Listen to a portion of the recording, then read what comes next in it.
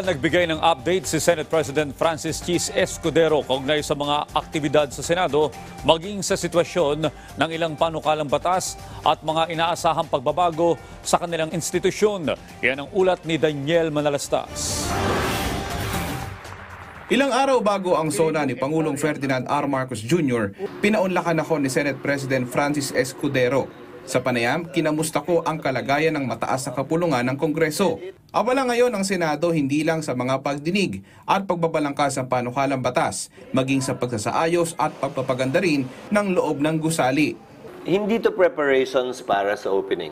Ito'y pag-aasikaso sa ilang bagay na sa mahabang panahon ay hindi na asikaso.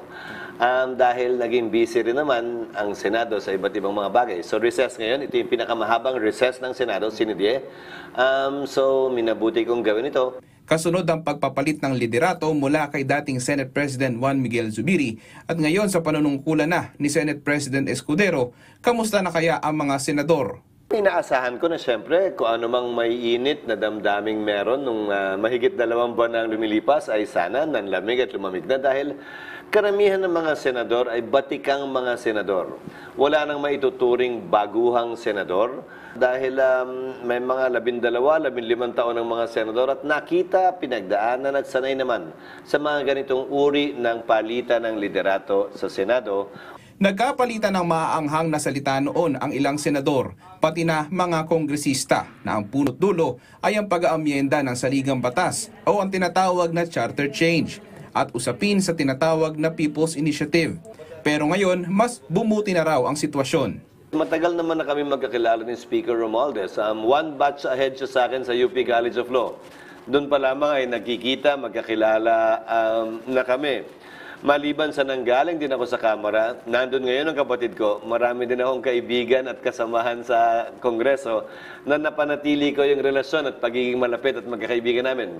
Kaya naging madali sa parte at panig ko na ipanumbalik yung relasyong dapat manaig sa pagitan ng Kamara at ng Senado. Naniniwala ako sa pagdaloy ng panahon, anumang sama ng loob ay mahihilom din at maghihilom din. Diretsahang pananaw ni Escudero sa lagay ng tiyatsa sa Senado. Isa-isahin natin.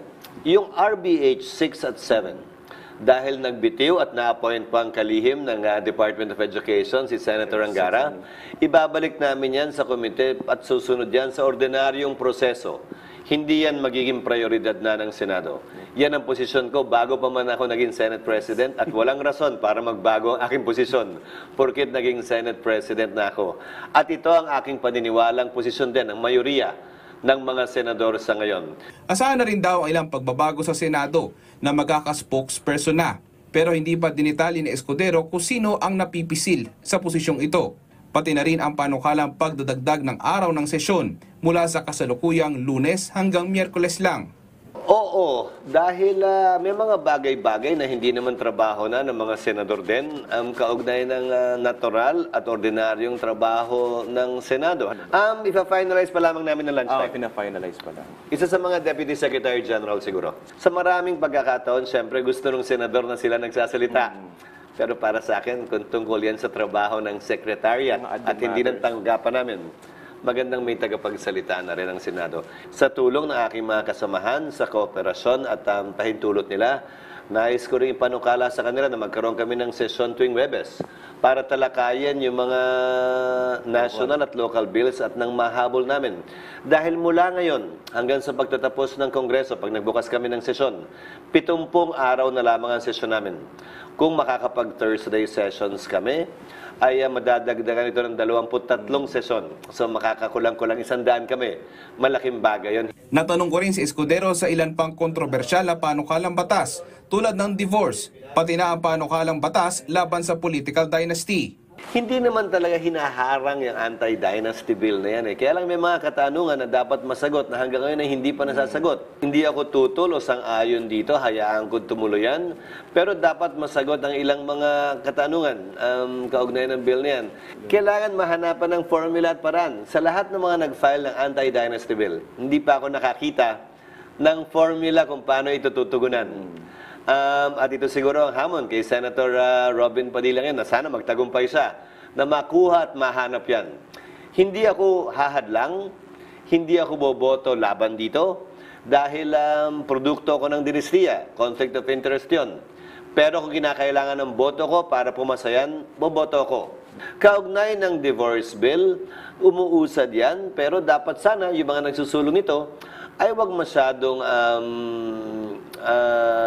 istrikto sa kanilang mga ninanais na salitang gagamitin dahil ang tanging parang nakikita ko para pumasayan ay kung medyo luwang-luwangan nila yan.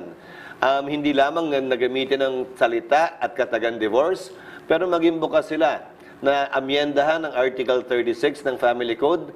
Ayon kay Senate President Francis Escudero, ayaw nilang magbangayan dahil lamang sa iilang panukalang batas. Dahil mas malaki raw ang mawawala sa ating ekonomiya kung magkakawatak-watak tayo sa usapin ng politika.